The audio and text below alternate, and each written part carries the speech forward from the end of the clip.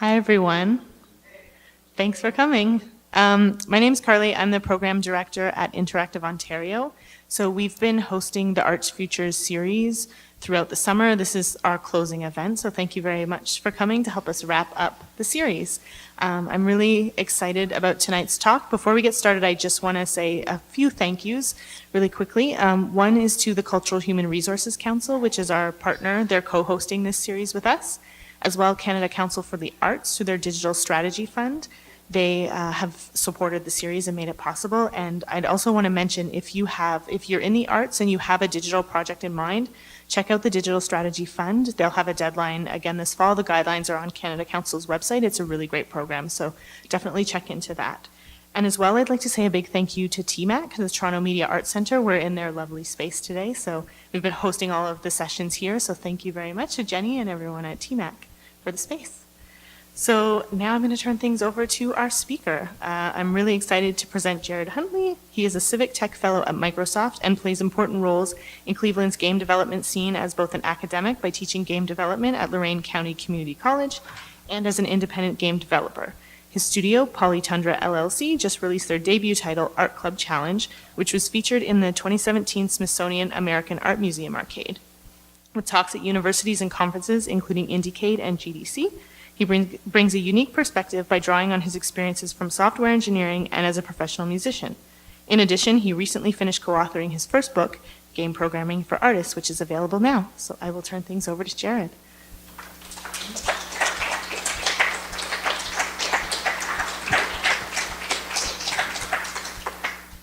All right, cool. And I want to thank Carly and Joy and Interactive Ontario for having me here. I'm really excited to share a little bit about my experience and my background, and hopefully give everybody some practical tips that they can use to start making their own games, to start getting involved in projects, and to hit the ground running.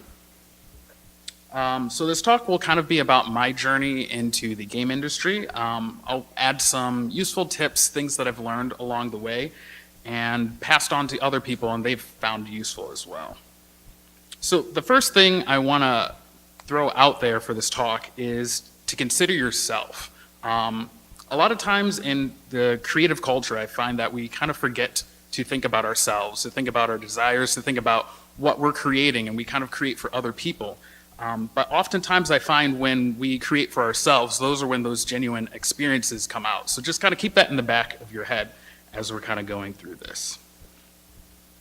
All right, so I first wanted to talk a little bit about why games. Why, was the series about games? Why am I in the game industry? Why do I find them significant and, make them my career?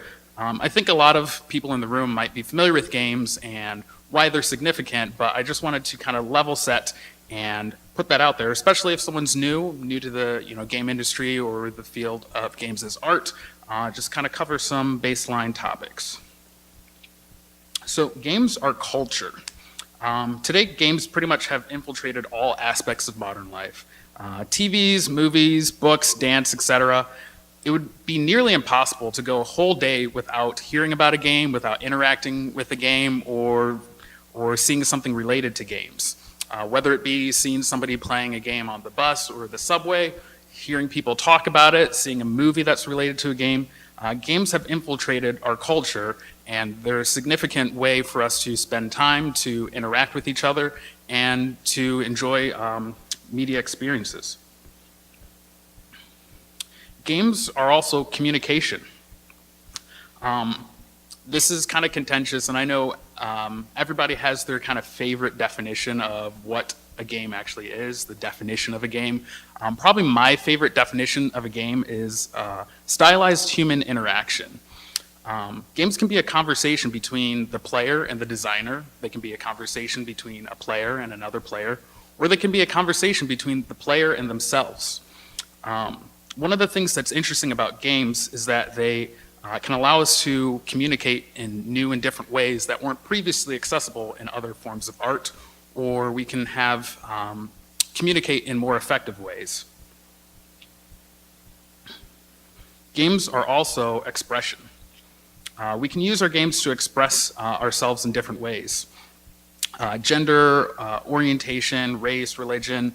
Sometimes, personal topics we can approach in a different way when we're designing and communicating through games. Games are one of the only art forms where we can instill the experience directly on the player. And what I mean by that is when you think about experiencing a movie, you watch the actor or actress, and when you're recounting that story, you said, oh, they did this or they did that. When you're reading a book, the character did this, the character did that. But when we play a game, we're experiencing it oftentimes as ourselves. When we're recounting a story, we'll say, oh, I was doing this, and then this dragon came out, and I conquered the dragon. That's a personal experience, and not many forms of art allow us to instill experiences directly on the players, the viewers, or people experiencing our art. So there's some aspects of games and the interactive nature and the agency that we give to players that allow us to have experiences that aren't in some ways possible through other art forms. All right, so a little bit about myself. I'm Jarryd Huntley. I'm a game designer and programmer based out of Cleveland, Ohio. Here are some of the projects that I've done. Art Club Challenge, which I will try to bring up. So Art Club Challenge is a mobile game that teaches people how to create art through limitation and puzzles.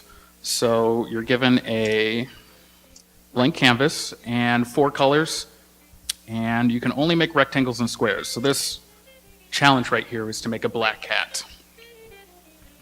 So I can drop in a black piece right there, maybe make this the body. I can drop in a piece for the head, maybe give it a tail and some ears.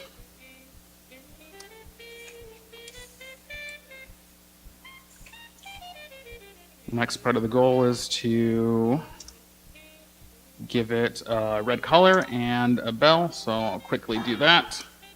I'm trying to rotate so everyone can see. So there's the red collar and the bell. And then the last part was to give it 2 pretty yellow eyes, so I'll drop in an eye over there. And that somewhat resembles a cat. But then the other part of the game is you can submit your art to the online gallery and then basically see all the art that people from all over the world are creating. So you might create your cat one way, somebody else might make their bluebird a different way. The game's about limitation, but it's about creativity, because oftentimes when you have a little bit of limitation, that inspires people's creativity. So it's on the App Store now, and it should be coming to Android at some point in the future. Soon, hopefully. And then the other project that I have up here, and I'll talk about a little bit more about the process of writing the book, the content, is a book I co-authored with my co-author Hannah Brady called Game Programming for Artists. And basically, our elevator pitch for the book is a programming book for non-programmers. So a lot of programming books are written for people who have technical backgrounds. They're written for people who understand programming and want to learn how to program games. But we wanted to write a book that started with no implied knowledge, that just started from the ground level and helped people work their way up into programming their own games.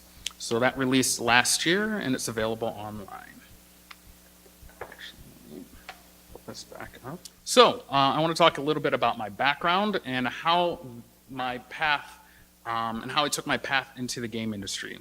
So my background's originally in computer science. That's what I majored in school. And out of school, I worked in enterprise IT. So I worked supporting large-scale enterprise services for companies like Sherwin-Williams, large banks, things like that. The picture over there is me at my first full-time job. That's like the only picture I could find of like me working. And I'm obviously working so hard there. But that's where I got a lot of my technical experience, programming experience, working with systems, and that's basically what I was doing with my career. From there, I basically was a little bit interested in game development and found the local group called the Cleveland Game Developers. And that's where I started participating in game jams and started really working on learning how to create games and learning how to program games. As part of my career as a game designer, I also travel to a lot of conferences. I speak at different conferences. And then the other part of my background is as an educator. About 3 years ago, I started teaching game programming at Lorain County Community College. So I teach 3D game programming, 2D game programming, and also advanced game programming, which is like our capstone class where we have the students walk through a full production cycle of a game. Then for about 2 years, I was a full-time lead coding bootcamp instructor at a wonderful coding bootcamp called We Can Code It. So that was taking people from various backgrounds, usually adults who were transitioning careers, and helping them learn the basics of programming. Started from no programming experience and working them up to be junior software engineers. So a lot of the experience I gained in teaching at the college and teaching at the boot camp are things that Hannah and I put into the book. Things that we saw people tend to get stuck on, things that we saw people were uncomfortable on or needed clarity on. So those are some of the themes that we kind of worked into the book. All right, so making games. Let's talk a little bit about making games. I just thought this was a really cool GIF. I think it's a real building in Singapore. All right, so back to this this dancing guy. So with games, I think the first thing that you should focus on is the kind of games that you want to make. I've seen a lot of designers who have started making games that they thought they needed to make. Oh, this type of game is popular. That type of game might market well or something like that. And that's fine, but oftentimes you might feel yourself losing a little bit of motivation. You might lose a little bit of creativity. And I think it's oftentimes, especially when you're starting, important to focus on something that you want to make, even if it's something small or something that's too big. I think having passion about what you want to build into is important with keeping that momentum up. All right, so the first thing I want to encourage everyone to do when they're looking at starting to make games or looking at making a new project is develop a plan. There's a lot of different plans. I'm going to go over different types of plans and different ways of approaching it.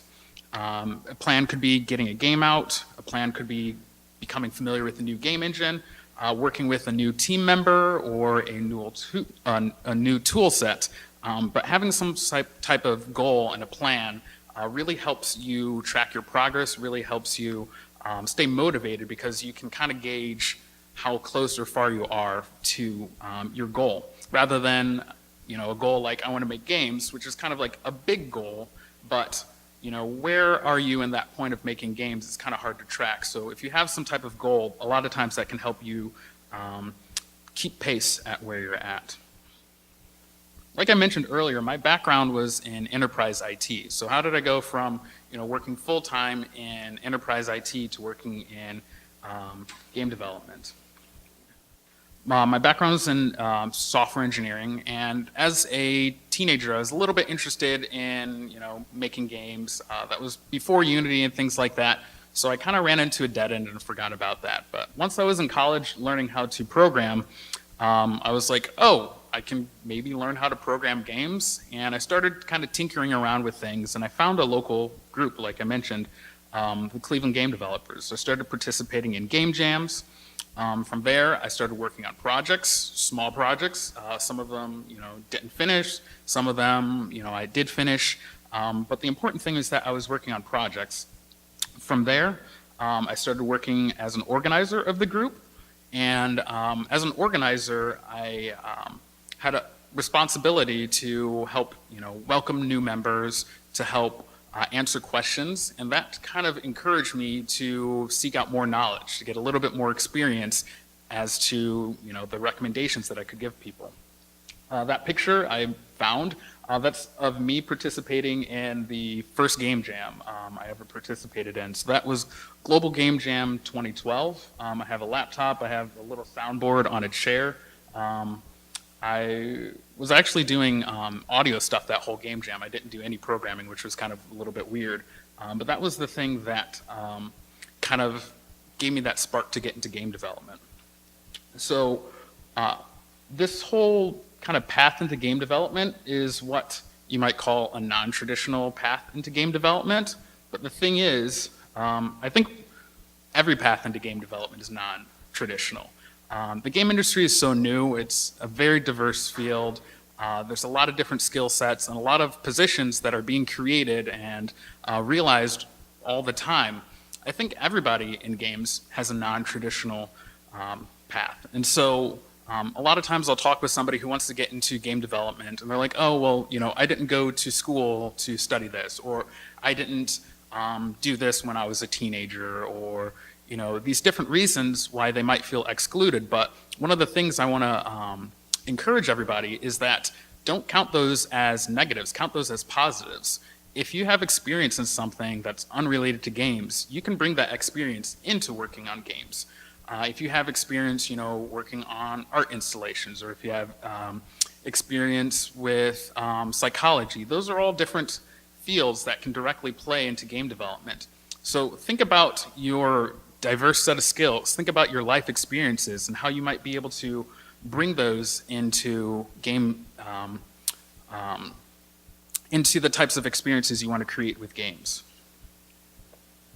So as I mentioned before, I think another important thing whenever you're starting to work on games, especially when you're learning and getting started, is learning through projects. So solo or team projects, there's pluses and minuses to both. I'll go over in a little bit. The first point is a big one, and I haven't found any solution for it, but your first project will always be too big. It doesn't matter if you take it and you cut it down, or you cut it down and then you cut it down, or you say, oh, this is a small project. If you haven't worked on a project before, you don't know how big or small it is, and it's really hard to estimate. So every project ends up being too big.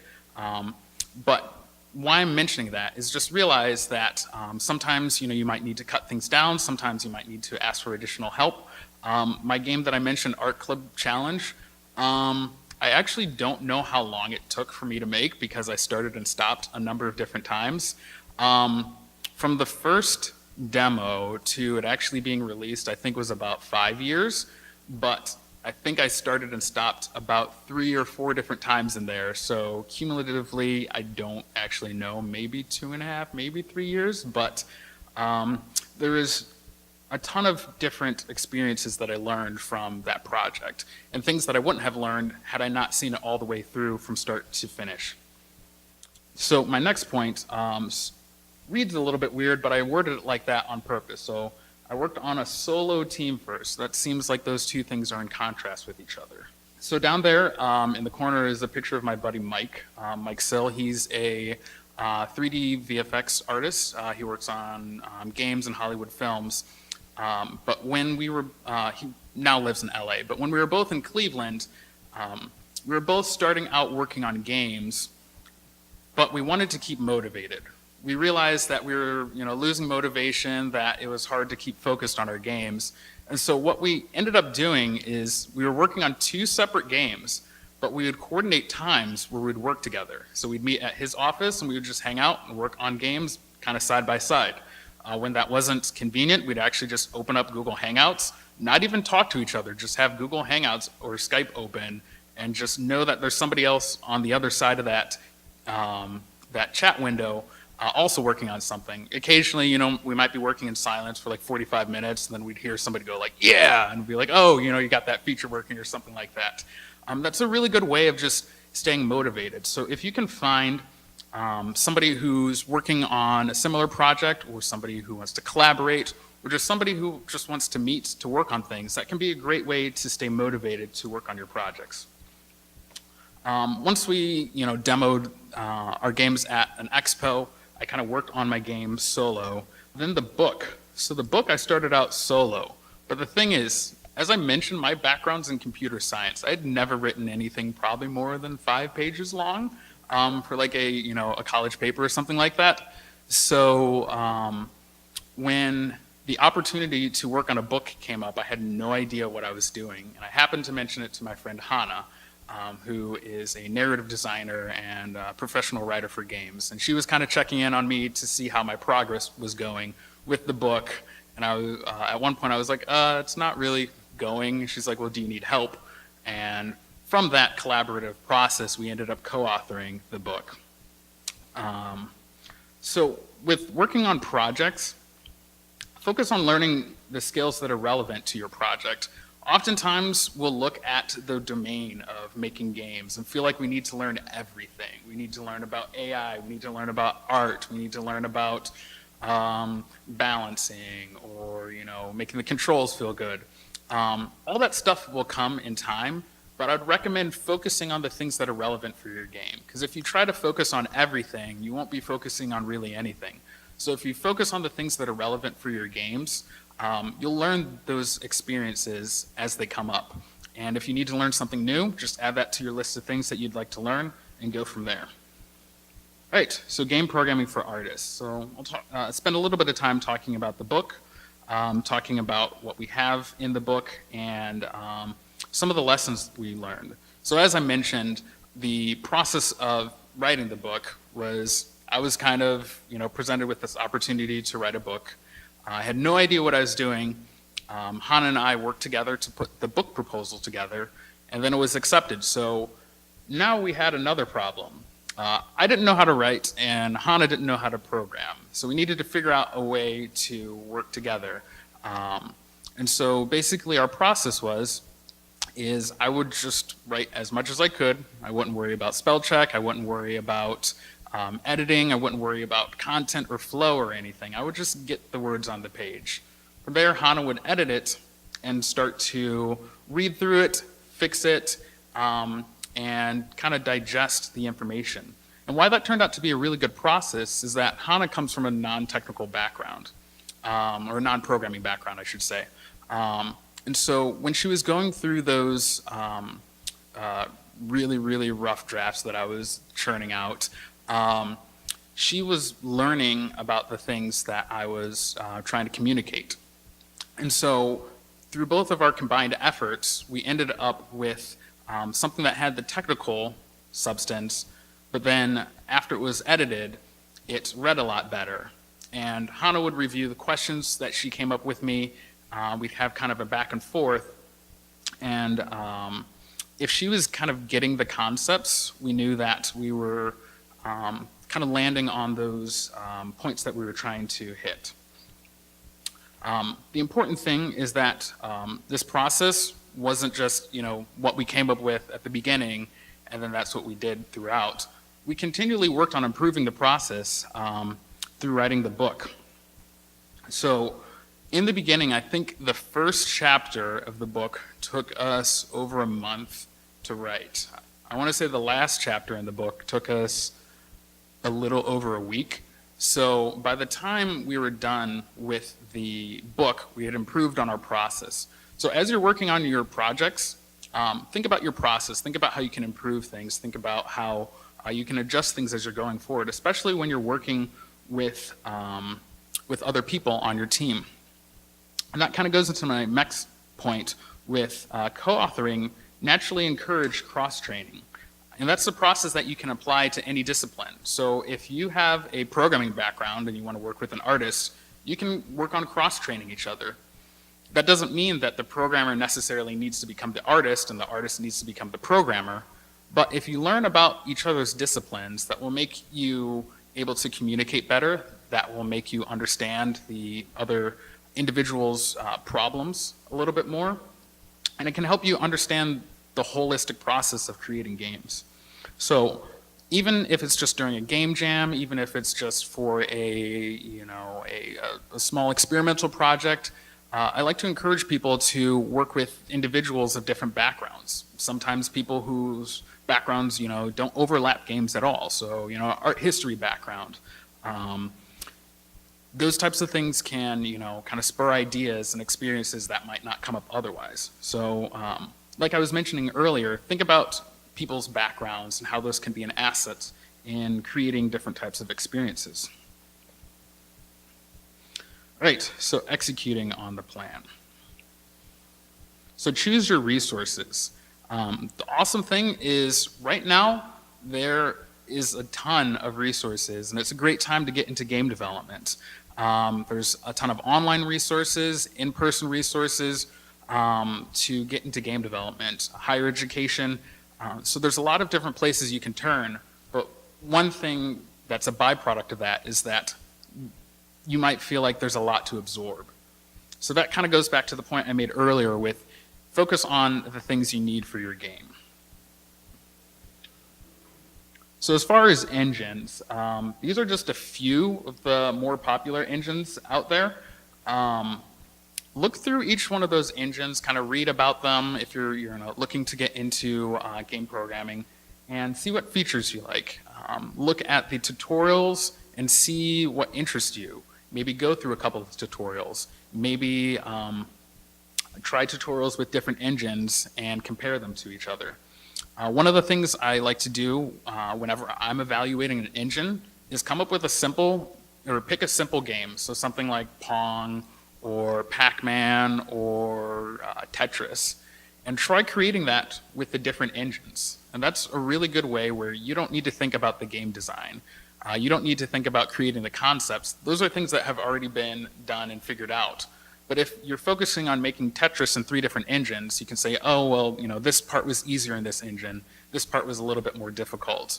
And it's a really good way for you to compare how you like the engines. And oftentimes you'll hear people say, oh, this engine's better than that engine. You should never touch that engine, this engine, blah, blah, blah. Really just work on whatever engine makes sense to you. Don't worry about what's popular, what works, what doesn't work. Figure out what works for you. Because if you're working with an engine that somebody else said for you to use, but you don't, it doesn't click with you, you're going to lose a lot of motivation. You're going to, it's going to be hard for you to continue to work on your project. So, and like I said, these are a few different engines, and I have a link in a minute that links to more engines. But explore some of the engines that are out there, but don't feel like you need to learn everything. That's one of the things we go over in the book, is we go over concepts in general. And if you learn how certain things work in a game engine, it will work in other game engines in a similar way. So the skill sets that you're learning in making a game, especially in starting it and finishing it, those you can apply to any type of engine.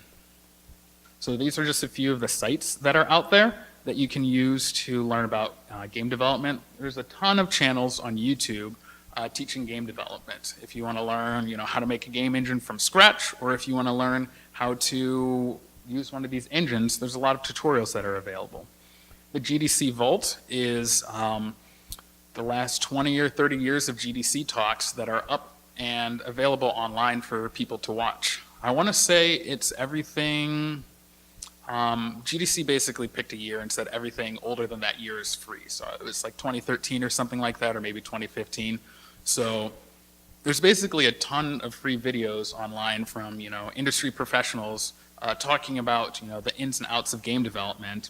I try myself to watch maybe one GDC Vault video a week, just to experiment with learning about something. I'm not necessarily going through and trying to implement things, but I'm looking at just learning and exposing myself to different concepts as well. And then there's a few other sites that are available to find different game development resources. There's a document up here that I saw float past on Twitter by a person, Siobhan Gibson. There's a bit.ly link here. I can send it out to people if you're interested as well. But that just has a list of game engines. It has a description and kind of a difficulty rating with them. So that's a good resource that I found to kind of look at and evaluate different game engines. All right, so another thing that's really helpful when you're looking to get into game development and looking to stay motivated, and this is something that I've done with most of my projects, is considering a public plan. So we spoke earlier about coming up with a plan, figuring out the game you want to make, and then kind of executing on it. But when your plan is a little bit public, and I'm not necessarily saying send it to everybody in the world and saying, hey, I'm working on this game, but when you have communicated your plan to someone else, that's a little bit more extra motivation to work on your game. So that public plan could be a game jam, just going to a game jam, working with other people, collaborating with other people, being accountable to other people on a project. That could be, maybe working on a game and then writing a tutorial and posting that, writing about what you've learned and sharing that with other people. It could be teaming up with other people. Like I mentioned earlier, when you're working with other people on a project, even if it's a non-commercial project, having somebody else to work with really helps motivate you. You can say, hey, this is where I'm stuck. You can collaborate, you can kind of talk through things, and oftentimes that's really helpful.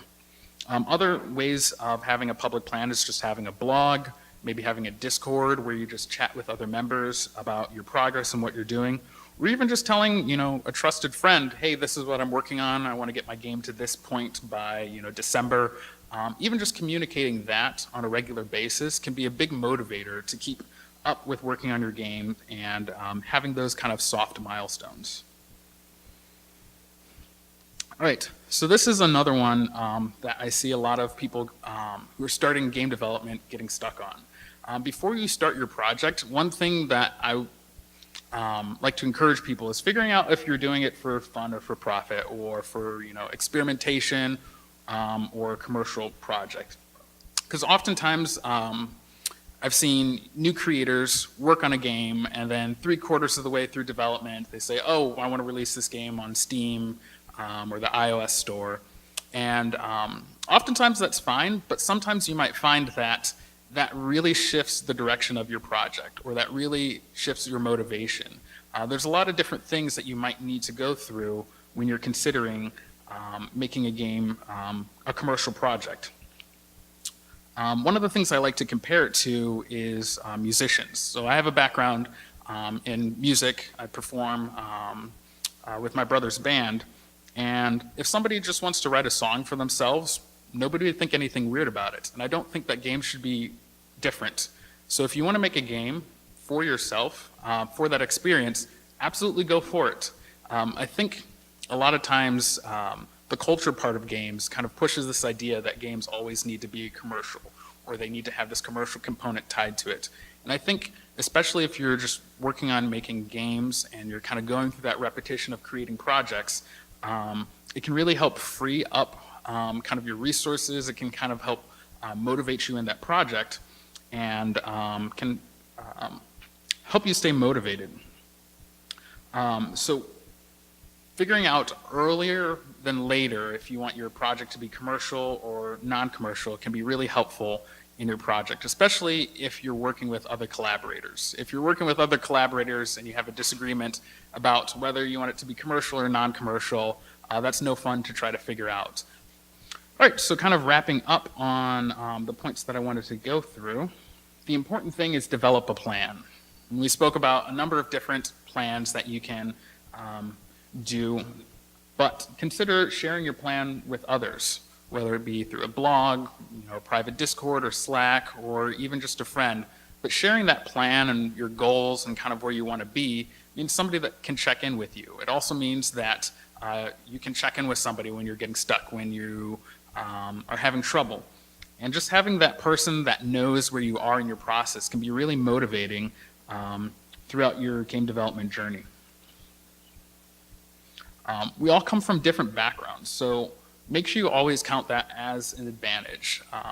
Don't ever think about your non-game related major or background as a disadvantage. I'd say probably most of the game developers I know don't come from a game development program in school or didn't come from there first. So, and most of them that I know take those experiences that they learned, working at a dentist shop, for example, and tying that into a game. You wouldn't necessarily think, working at a dentist lab would help you make games, but I have a friend who had an experience like that. So think about your backgrounds and how you can use those as an advantage. And try learning through completing a specific project. So one thing about working on learning a game engine or learning game creating or a project, seeing a project through, is the completing part. So whether you're completing games in a game jam or completing games over a summer or winter break, that completion process is another part of game development. So make sure, on top of just learning through projects, that you're completing those projects as well. And that also plays into consider sharing it with others. So if you're saying, hey, I want to get this game done by the end of the year, you can use that as a way to motivate yourself to complete that project. And then also working on teams can help you motivated and can help you cross-train. So like I mentioned, my background is in computer science, but I ended up co-authoring a book. I couldn't have done that on my own, but that was because I worked on the project with someone else, and I worked on the project with somebody who had a background in that. So when you're looking to collaborate with people, you can say, hey, I want to work on a small project, or would you be interested in collaborating on something like this? And even if you're working for a few months or a few weeks on a project, you can learn a lot from just sitting with somebody else, and watching someone else work on a project. And then also, one of the best ways to learn is to teach. So if you're doing that cross-training like we spoke about earlier, that can help you become more confident in the types of skills that you're learning. And finally, have fun. Like we mentioned earlier, game development is a new art form, it's a new field. There's a lot of different possibilities, and there's a lot of things out there that we haven't quite seen yet. So when you're working on games, make sure you're not limiting yourself to those types of experiences that you've seen before. Like I said, a lot of the genuine and kind of new experiences are the games that people are creating for themselves. So don't necessarily listen to people who say, you need to start out making this kind of game or that kind of game. Make games for yourself and, explore the things that we might not have seen in games yet. And with that, I'd like to thank everyone, and that kind of ends the talk portion of my keynote, and I can open it up to questions.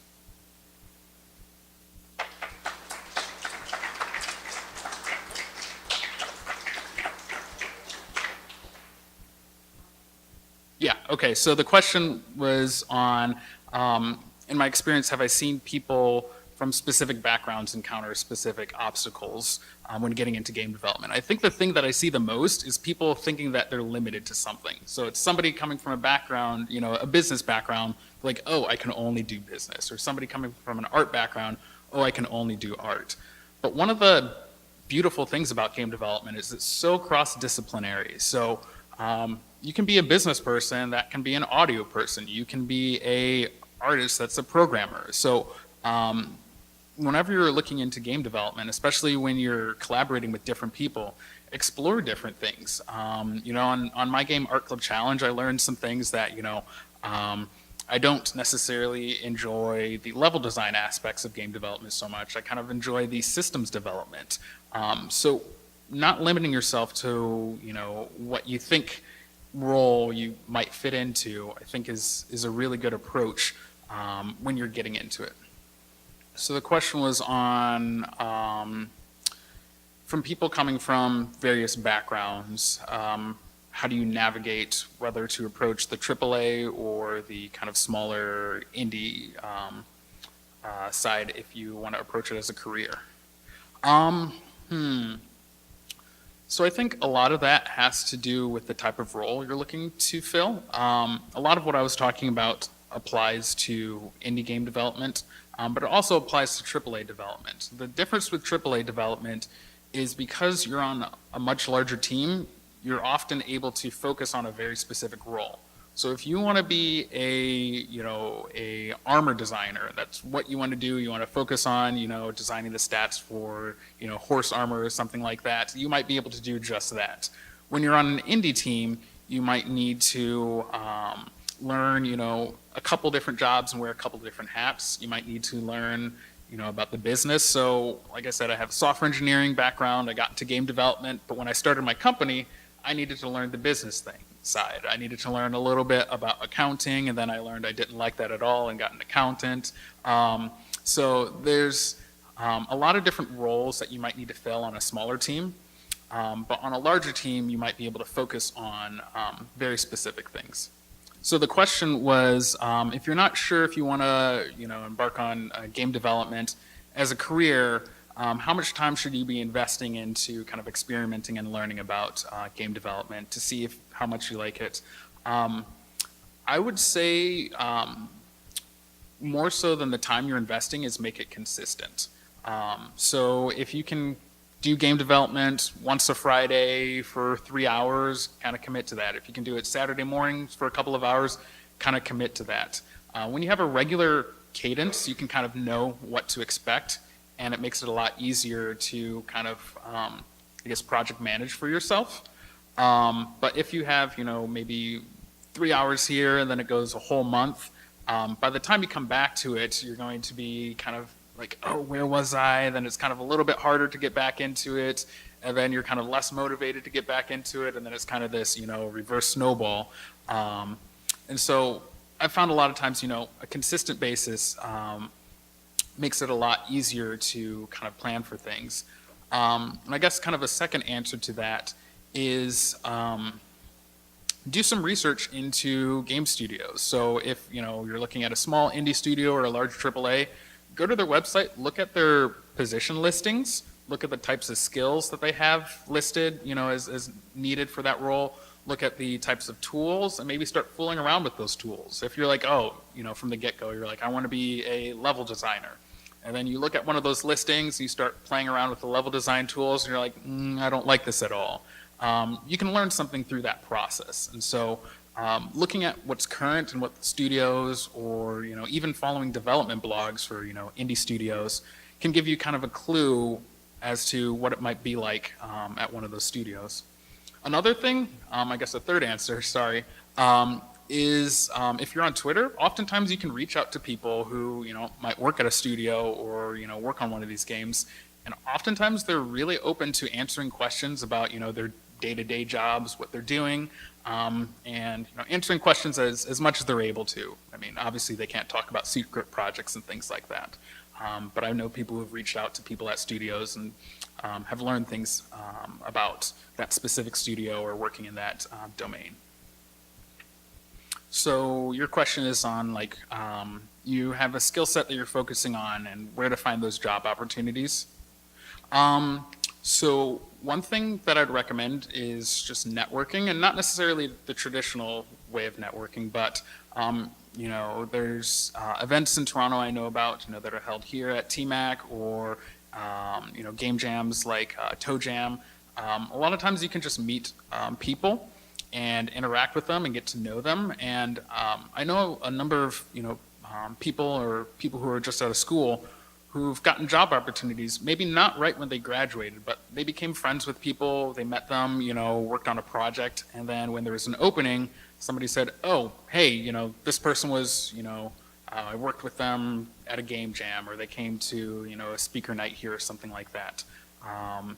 And so some of those non-traditional ways of networking are a really good way of just getting to know people on a personal level and potentially learn about opportunities. Another thing I've seen people do is kind of start their own projects, and not necessarily, in an effort to, work for themselves, but starting a project and releasing it on the App Store is an excellent portfolio piece. So, you can make a traditional portfolio, but if you say, hey, I released a game on Steam or the App Store or something like that, that's another excellent way to show off your skill set in a kind of complete package. So the question was on kind of the intersection of games and I guess kind of unrelated fields. So whether it be mental health or community engagement, there's a ton of direct applications between games and healthcare. Like I mentioned, I'm from Cleveland, Ohio, and one of the I think the biggest industry in Cleveland is healthcare. So the Cleveland Clinic is one of the top hospitals in the U.S.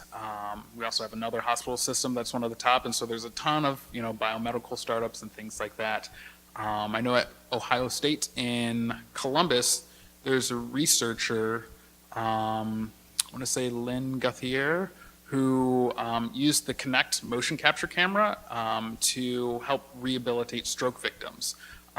So basically, through rehab, the stroke victims would need to rehabilitate, the disabled limb. But when you need to have a physical therapist come, it's expensive. They need to be there every day. They need to be doing it consistently. And they designed this video game where you're basically paddling through this canoe on a river. And I want to say the research showed that it was pretty close to effective as a physical therapist, but it was like a one-time, like $500 cost for the camera and the laptop. All right, I want to thank everyone again.